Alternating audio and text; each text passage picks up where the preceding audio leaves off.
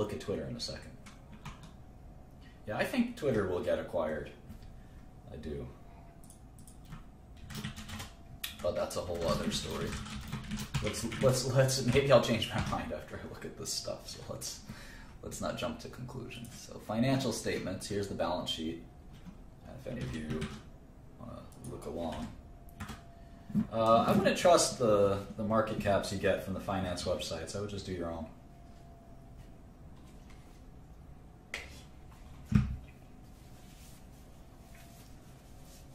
All right. And, you know, if it's off by a tiny amount, it doesn't make a difference. All right. So cash is about $3 billion. Let's see, 2583.877 plus 911.471. $3.5 billion of cash. All right. And I have no other cash line. How about debt? There's convertible notes of 1.455.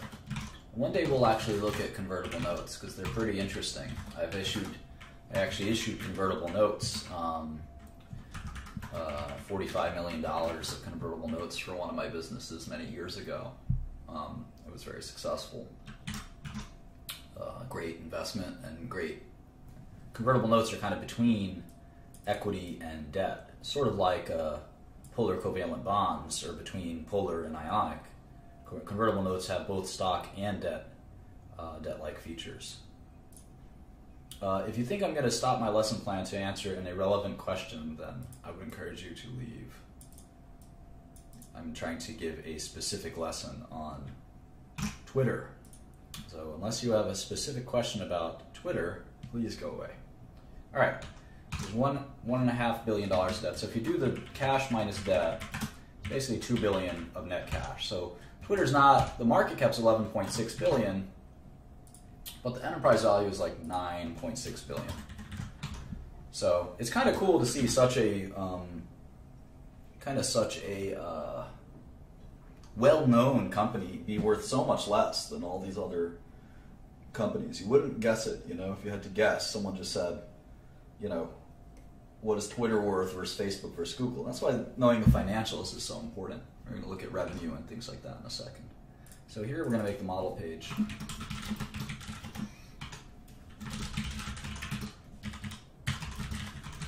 And I just like to put in like the last 12 quarters, including, or just 12 quarters, some past, some future. I always right adjust. And I can highlight a whole cell by holding control, a whole row, a whole column, excuse me, by holding the control button on the keyboard and pressing spacebar. Then I hold shift and I press the forward arrow. I just hit the right adjust button and that settles that. If you double click the line between two columns, it shrinks the column. So there's a bunch of little tricks you learn over time. It's not too hard. Just hyperlinks it so you can quickly jump around the model. Anyway, then you want to do the annuals. So I like to go out to 2030 or 2035 in terms of the DCF. Revenue is the same, sort of the same line everyone has. So it's this is pretty cool. So you see their revenue, 2218, $2 billion of revenue. They had 1.4 billion the year before and 664 the year before. So clearly amazing growth, right?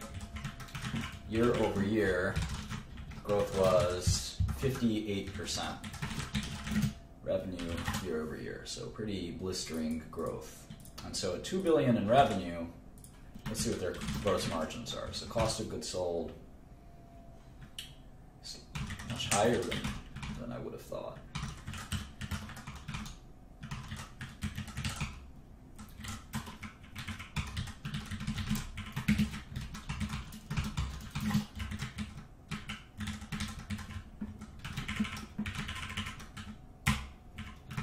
Well, it's actually pretty good. Roughly 70% gross margins.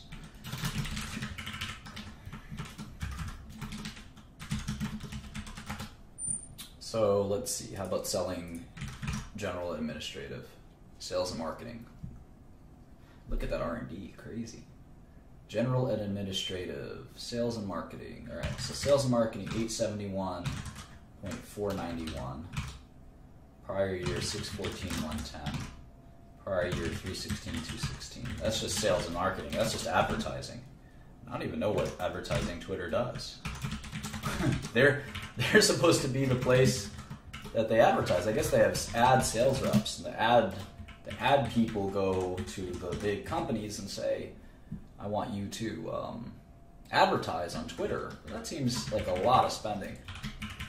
Sales and marketing as a percentage of revenue is about 40%. I wonder what it is for Facebook and Google. It's much lower.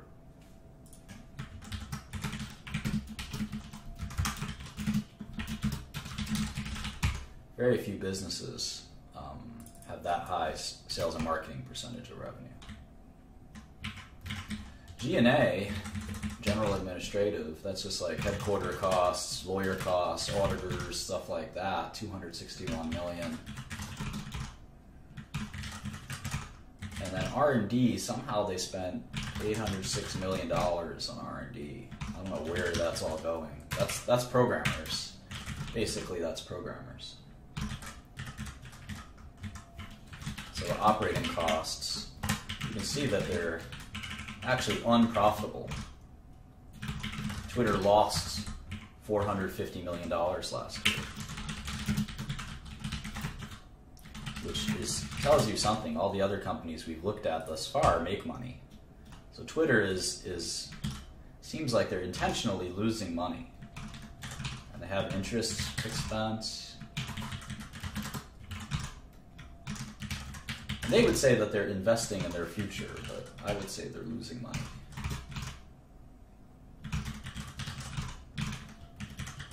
And when you lose money, you don't have to pay taxes, which is kind of a bright side. And you actually get to accumulate your losses so that there's no, it's kind of weird, there's no, when you do start making money, it's a delay until when you pay taxes, because you still have those old losses that you're kind of writing off.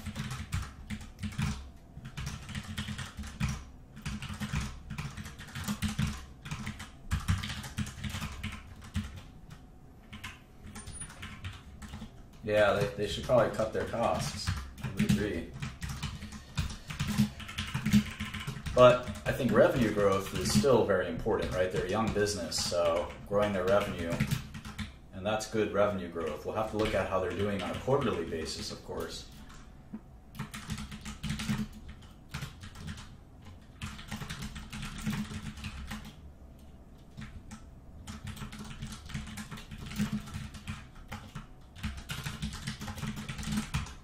Maybe that revenue growth is slowed down on a quarterly basis, so let's try to see if we can determine that. So I like to draw a line that I can just move every quarter, just move it over every year as well, so I know what the estimated versus the actual is. That's the difference here.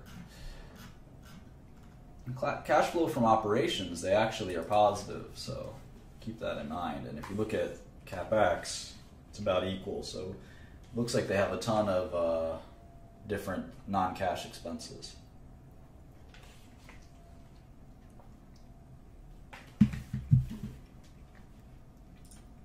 Anyway, let's look at the quarterly. And yeah, in the internet, it's all about users. It's all about users and monetizing those users. So most companies focus on that. I've invested in some internet startups, and that's the idea, right? You don't really care about your profits. And that's sort of the why Facebook, going back to our comparable sheet, that's why Facebook is 28 times earnings and Amazon's 100 times earnings. Is most tech investors are used to like understanding that the income statement can change whenever the company wants to stop investing in research or whatever and lower its cost base. The income statement can change, but one of the things that's really important as a sign of strength of their business is the users and the monetization of their users. Eventually, the rubber has to hit the road, and they have to start making money. I think everyone recognizes that. But Twitter is negative, negative net income, but maybe positive cash flow. So, anyway, let's look at their. Let's look at. Oh, here's the 3 months.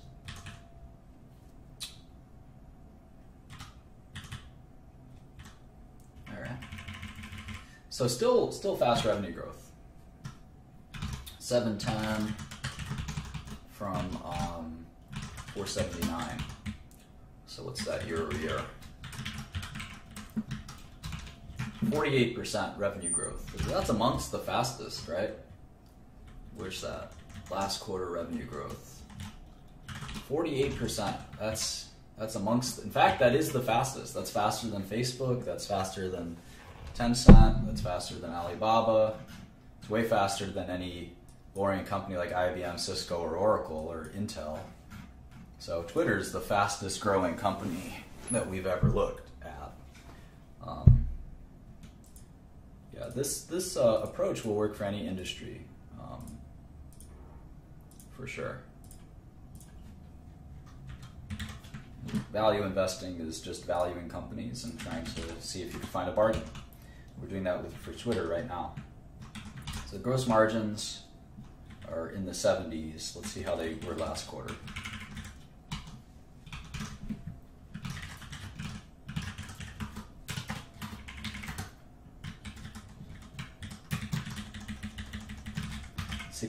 %. So they have high gross margins too.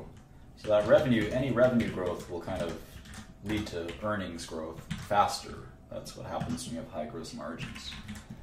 If you don't understand why, you should get out a spreadsheet and play around with it yourself, and you'll see very quickly why.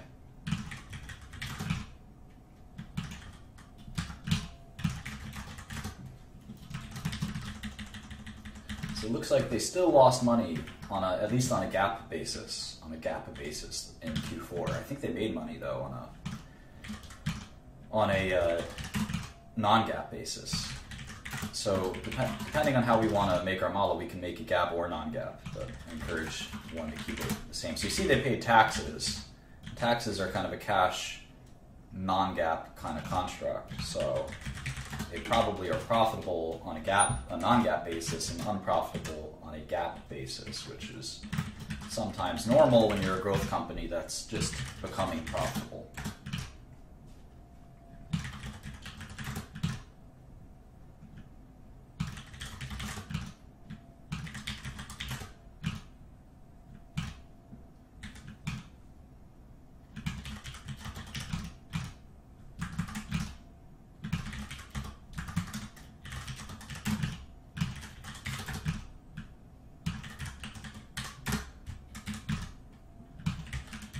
All right.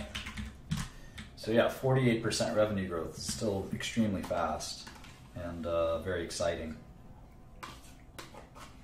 Because the whole idea is that the revenue growth will continue, and hopefully growth in costs will be less than growth in revenue. So let's take a look at what growth in costs look like.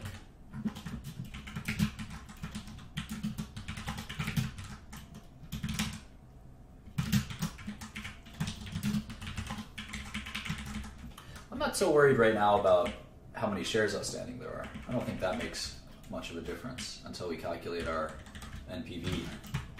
All right, so the expenses are growing less fast than revenue, so eventually, if this continues, eventually they'll be in great shape with profits. Perhaps we should do, they do have a quarterly cash flow. So you can see on GAAP basis, reported net income, well, let's do two. We like to do model net income, which is just our model, and then reported net income, which is -90 as well. And then you can see that the cash flow from operations is actually 99 plus 99 million. So all these add backs, we call them either add backs or adjustments. Let's see what the bigger ones were. You can kind of see that stock-based compensation, I never like to see that as the biggest one because ultimately that is a cost. D&A is a little bit different, and the rest seem pretty small. But stock-based compensation is, maybe some of that stock is now underwater, but stock does have value. They could issue stock, for instance. Even stock options technically have value. even if they're underwater, they have sort of volatility value, if you will. So those are the add backs.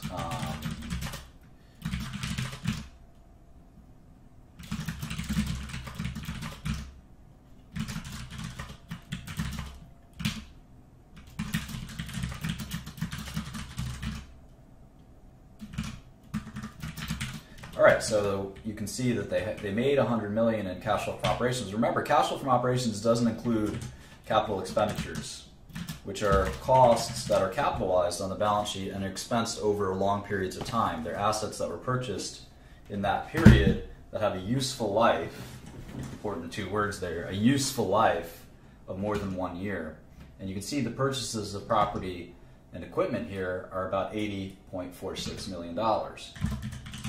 So technically, Twitter made $19 million that quarter, which is a pretty small amount. We'd have to sort of back out a number of these things, and I'm not necessarily comfortable backing out stock-based compensation, but I'm certainly comfortable backing out D&A. Now, the thing about D&A is that it just about equals CapEx, so really they offset each other, and what you get is a break-even business, roughly. But that's also excluding $155 million of CapEx. I'm sorry, of stock-based comp, and I think that's unwarranted just because, like I said, I mean, giving stock to your employees is the same as giving stock to anyone else. It's worth something, and it's just as much an expense in these lines as if you were to pay them cash salary. It really doesn't make much of a difference. So some people like to exclude stock-based compensation, and there's a lot of philosophies on that. It's pretty advanced finance as to whether or not you think over the long run stock-based comp maybe comes down, but there's really a lot to think through there. So anyway, we'll kind of keep thinking about that. All right. Yeah, definitely don't give me pointers. I know what I'm doing. All right, so stock-based comp, so they have non-GAAP net income of $115 million, but again, that's excluding all of this stock-based compensation, which I'm not necessarily comfortable doing. And you can see that they give you the stock-based compensation expense by function. Now this I'm comfortable doing add-backs on. So here's amortization of intangibles on cost of revenue is $10.4 million. So actually we'll go in here and deduct $10.405 million. And immediately this is a non-GAAP model because you can see the delta between model net income and reported net income. So I can do that here as well. Yeah, I've been valuing companies for 15 years, so I think I know what I'm doing. I don't need your advice for sure. All right, 4949.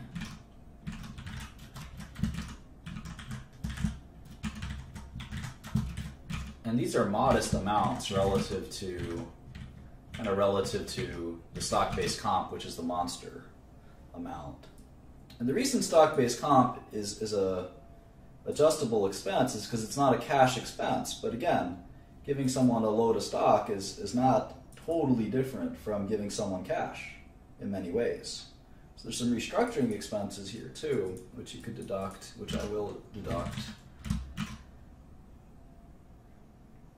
But I'm not going to deduct the stock-based compensation expenses. And there was a big controversy on this many years ago.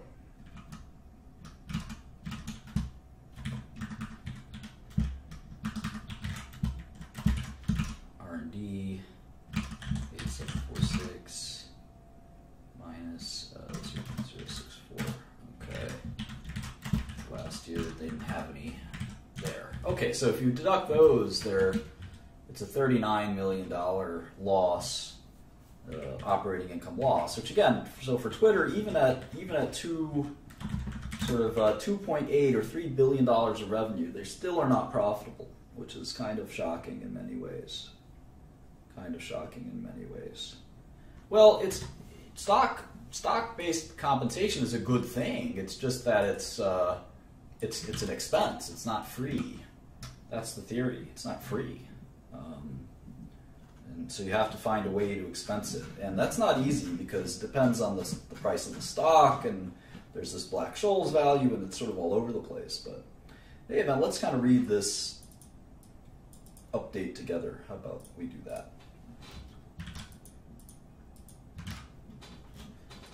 All right, we're taking a new approach to our earnings announcements.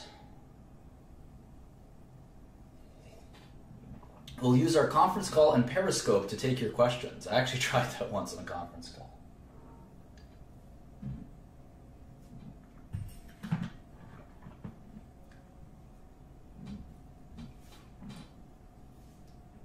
Adjusted EBITDA. So again, they're trying to say they're profitable, but it's a little hard to digest. Active advertisers. I've never seen that metric. They have 130,000 active advertisers. I don't know that makes a difference. 5 years from zero revenue. Is that right? Wow. Twitter founded in, well, it was founded in 2006, but I guess they didn't have revenue until, I like to write when they were founded, 2006. Founding in 2006. Anyone know when Facebook was founded? No, EBITDA can be useful, just you have to look at the Facebook founded in 2004. Yeah, they've done a little bit better of a job. Only a few years apart, too. Microsoft was 1979, right?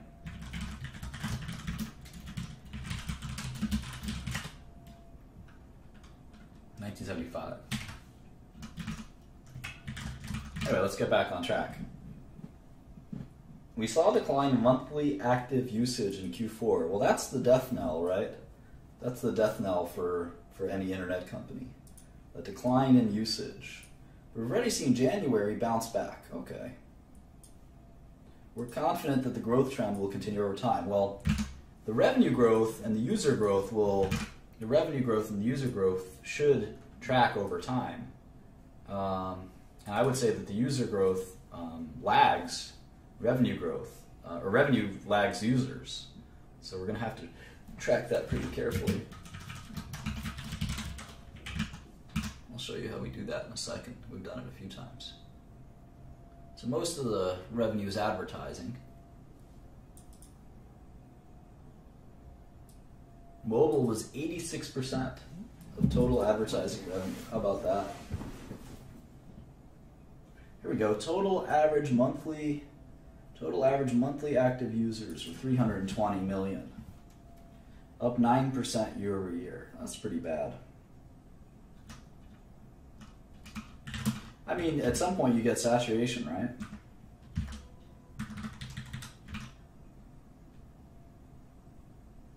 And it was 320 last quarter, so that is flat.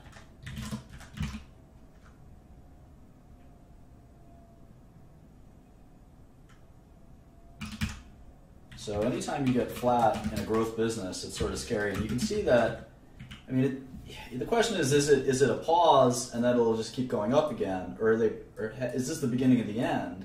We know that Facebook's at 1 billion. So if Twitter's going to stop at 300, well, look at the business. It loses money. How valuable could this be? Maybe they can cut costs. I don't know, but that's a little scary. And now, so on an ARPU basis, right? On an ARPU basis, you're making $8.88 per user.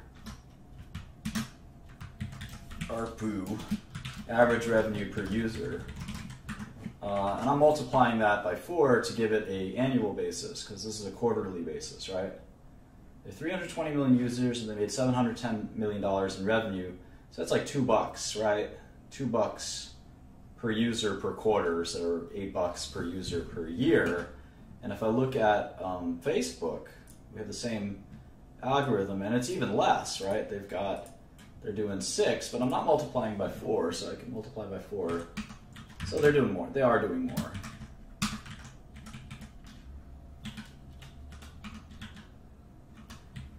Facebook is getting about 2 to 3 times as much,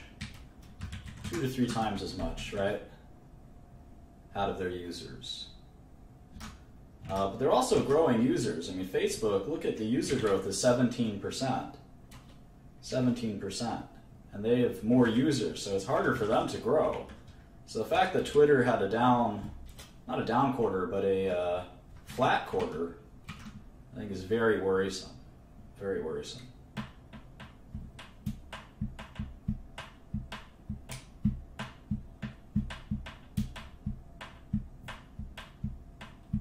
I don't know what SMS fast followers are, but if you exclude those, there was a decline in users. So pretty worrisome.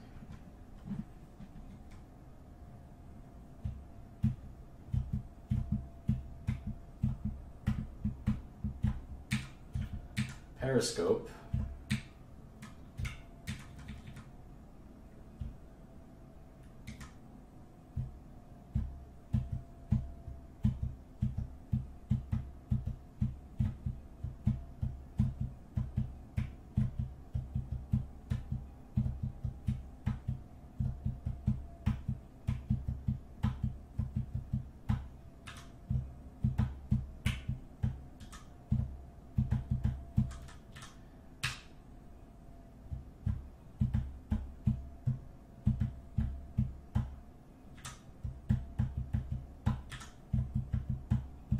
So for Q1, we expect revenue of 600 million, roughly.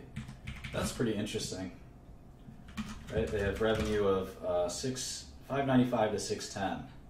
That's also kind of worrisome. I don't know what revenue was last year, though. Let's look at that in a second.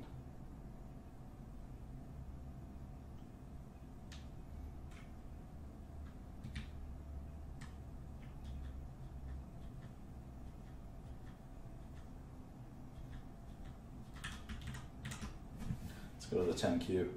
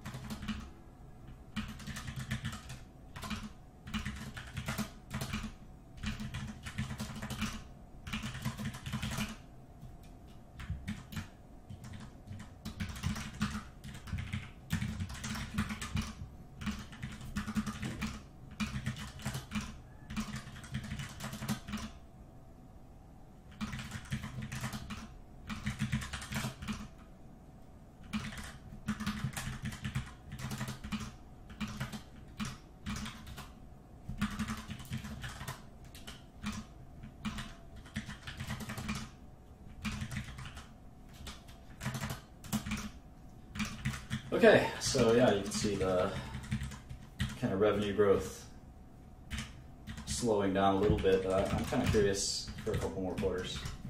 Let's do a few more.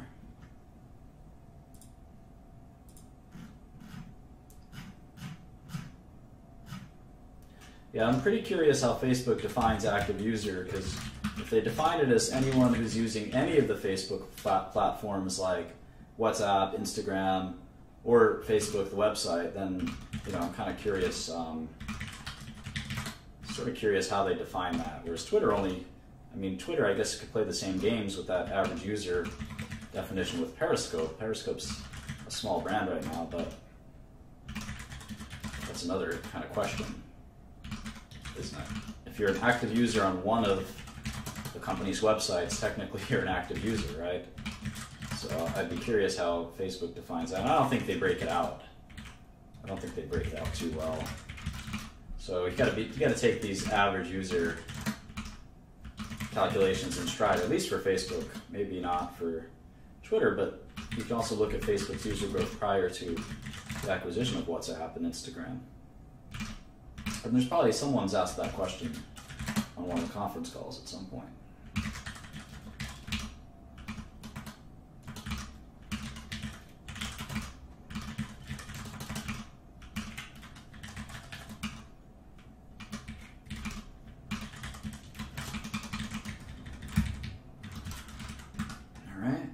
So 60%, 61, 58, 48. Now for the final quarter. Very curious about this one.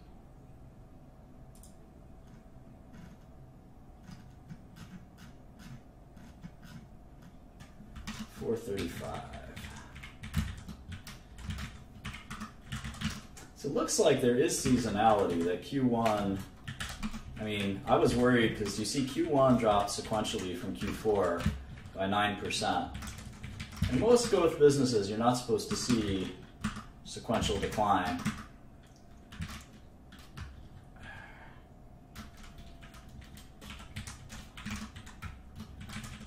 And so the fact that they're telling us there will be another sequential decline, I'm not sure that that's that worrisome. Let's see what the year over year is. The year over year is for 39% growth. Well, they can't grow to 60% forever, although Facebook's accelerating growth at their highest, now their highest revenue ever. So I don't know. Can't all be Facebook. You got to value Twitter on what Twitter's worth. You might say, how do I value an unprofitable company? Well, I'll show you. I'm a specialist at that. That's what biotech is all about, for instance. It's pretty easy. You gotta think about it sort of conceptually, but it's doable. All right, got all the quarters done. That was fast. Now you never have to do them again. That's the good thing. It's a little bit of work up front, but once you're done, at least you know the numbers are right. You don't have to trust some program. And it only takes you a few minutes, and you learn a lot about the business that you don't get to learn if someone else does it for you. So,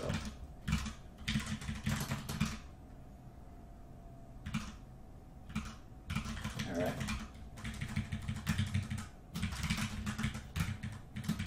So let's do a little bit of forecasting. Maybe gross margins stay in the 70% range. I don't know. Hard to say.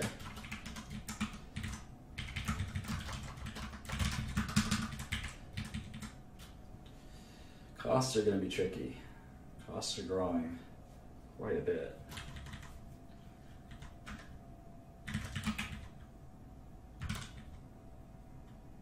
R&D costs are slowing down in growth. That's kind of interesting. You can see the last few quarters, they have contained their R&D costs quite a bit, and that's what's driving the operating income improvement. You can see they were losing $100 million a quarter, $150 million a quarter, and now they're losing far less.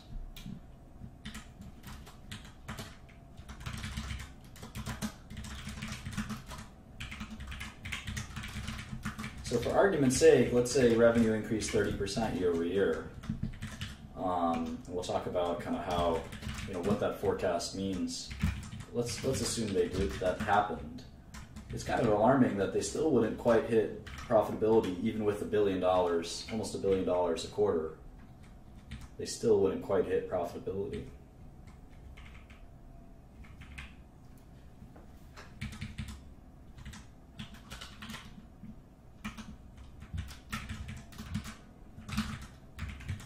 Even if they scaled better, they still kind of wouldn't quite hit it, which is very alarming. Because it's not like they have a big depreciation headwind or tailwind. It's CapEx seems to equal DNA. So it's a very alarming thing that's going on at Twitter. But let's try to start to do the annuals, and let's try to see if we can get a long-term revenue forecast. And this is where we have to get pretty philosophical. So if you want to understand what a business is really going to be worth for the long term, it's pretty hard. It's pretty hard. And you have to be able to be very conceptual and theoretical about it.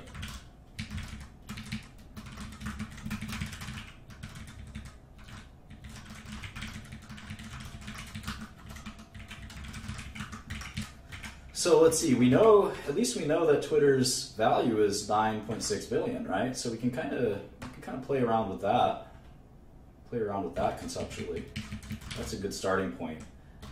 In math, there's this concept of inversion. There's two great mathematicians who said anytime you encounter a tough problem, invert. So Jacobus was a famous calculus pioneer, and he said, invert, always invert.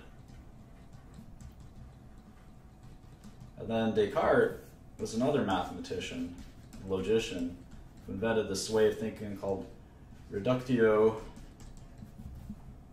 ad absurdum. And this sort of is the same concept of working backwards. So I think a lot of financial people try to say, well, let me come up with the estimates. Let me come up with the reasonable estimates for earnings. X, YX, ZX, etc. And I'll take the NPV, which is some kind of discounted cash flow of these estimates, a sum of these discounted cash flows. And what a more reasonable thing to do is reductio ad absurdum. So what you want to do is look at the value of the company. In this case, it's 10 billion, and you can say, well, what stream of earnings is will give us a reasonable market value of $10 billion? And we know from doing this a number of times, say $1 billion at steady state with a 10% discount rate is worth about $10 billion. We also know that $500 million of net income at an extremely low discount rate of, say, 5% is worth about $10 billion. So can Twitter ever be a $500 million net income company? And the answer is sure. I mean, it's a $3 billion revenue company, and that's only 20% net margins, right? Most of these tech companies have operating margins north of that. So why couldn't Twitter be worth $10 billion? Well, it is. It's worth exactly $10 billion. So we have to sort of think about this stuff pretty conceptually, and we'll talk about that more and more. But certainly, it's going to be hard to come up with earnings numbers, because in 2016, I'm not sure Twitter's going to make any money. In fact, I have them losing $327 million. So the PE is not even a negative multiple, or the EV to earnings is not even a negative multiple. It's just not applicable. So let's see what we can forecast for 2017. Let's assume their growth slows down a little bit to 20% growth. I still have that 70% gross margin. And sales and marketing, let's say they start to get their leverage going. They only have 15% cost growth, and their R&D growth is slowing. They're still not profitable. They still are not quite profitable yet, which again is alarming. And another year of the same kind of performance, 20% revenue growth, let's say 12% cost growth. They just barely break even. So they need to really evaluate what is it about Twitter that over the long haul, what is it about Twitter? Let me show you sort of really quickly what I mean. What is it about Twitter that needs to sort of be there to stay static? So and I look at drug companies a lot like this. This is kind of interesting. So the idea is, can they just maintain Twitter?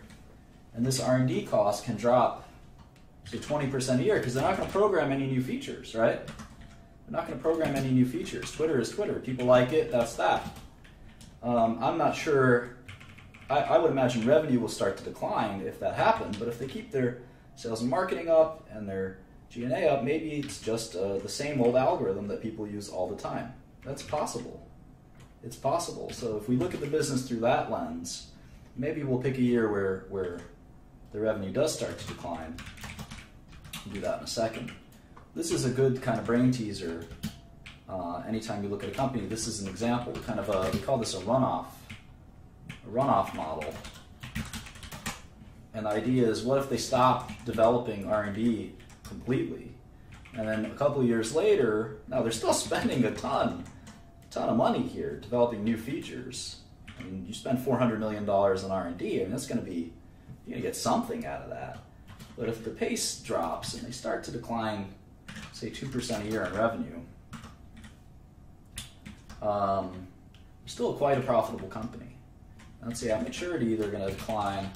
So I don't know, people just get sick of Twitter. It's just a fad. Let's say it's a fad. Discount rate's going to be pretty high. In fact, if we're giving discount rates out like 8% to Facebook and Amazon, I'd say we have to give out 10% to Twitter, right? And that's why the relative discount rates are so much more valuable than doing WACC, WAC, or let's say WAC is WAC, but or CAPM or something like that.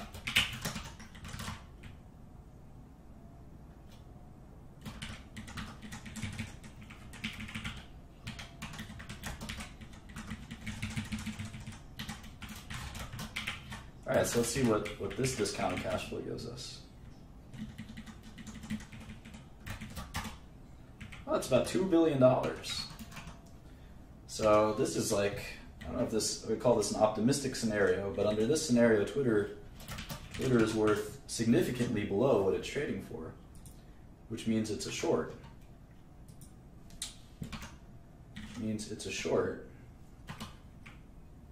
And I don't know if they can monetize to the same level as Facebook's users. Facebook's users have much more engagement, right?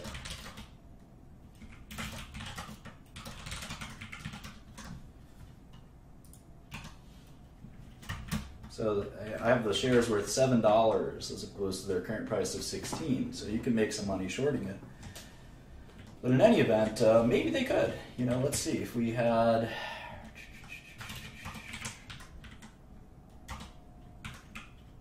You're getting $8 out of their users, right? And I'm assuming their users stay flat, and they get up to $13 out of their users, which is still not quite Facebook's mode. But if they start to shrink their cost structure and just run off their business, it's not worth very much. They kind of have to grow. Unless they can somehow shrink their cost structure to nothing and still maintain a lot of revenue, which I don't think they could do. I don't think they could legitimately do.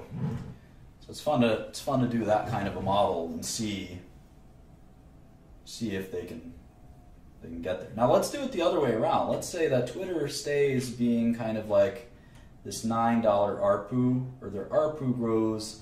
Let's argue that their ARPU is going to grow slowly. So at the end of 15, they had 320 million users. So let's say they grow their ARPU 3% a year. And it's not a fad, it's just not going to grow much. But it's reached the popularity it's reached, and it's a permanent popularity, and you're going to get maybe international growth or something. So now in ARPU, what you can do here, which I think is pretty fun, is you could say, well, I think ARPU can grow, say 20%, maybe 10, let's say 5% a year.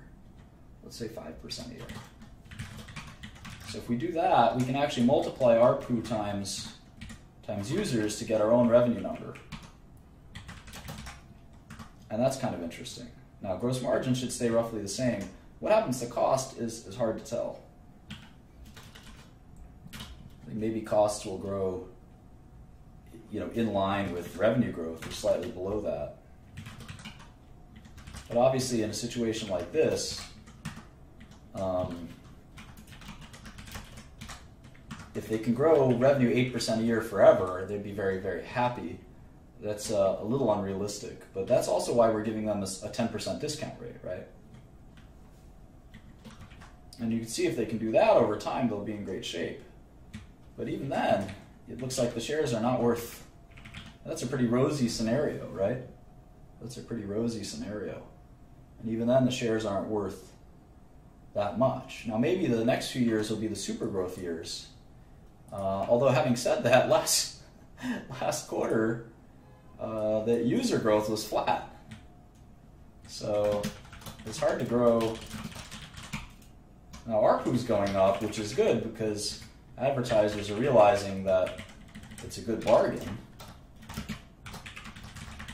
The ARPU growth is 30%, whereas user growth is 9%. So maybe ARPU growth will have some serious, more growth than 3 or 5% in the near term. A couple supercharged years, let's do that. let's put in a couple of supercharged years.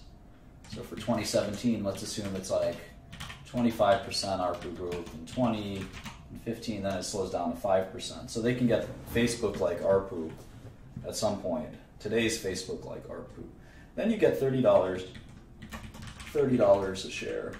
But I should raise the cost growth too for these near-term years, because I'm assuming there's some linearity, or not linearity, but just variable expenditure with respect to some of their costs.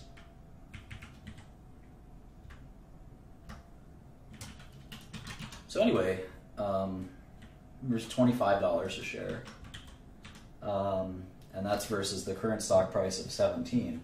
So anytime I see user growth flattening out, I think that ARPU tends to be harder to grow, right? Because the whole reason ARPU is growing is because an advertiser like GM says, well, this is a growth platform, and the cost for that ad of the word car, right, it should be more expensive, and sometimes in this case 20 or 30% more expensive than before. But if ARPU starts to go down, if user number starts to go down, ARPU should lag behind, but it eventually will follow it, because advertisers like GM and Ford will say, yeah, I don't know that I want to advertise on Twitter. I'd rather advertise on WhatsApp or something that's growing.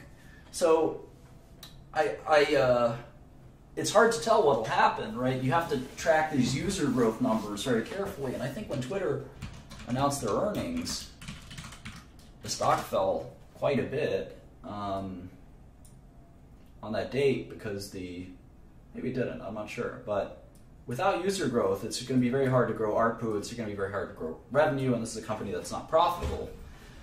So if there's a way to predict users, not user growth particularly, but users during the quarter, that'd be kind of interesting, right? Because you'd be able to say, well, user growth is rebounding or not rebounding. And in the old days, I used to make models based on different metrics. Sometimes these websites will you can actually kind of calculate it through different sources.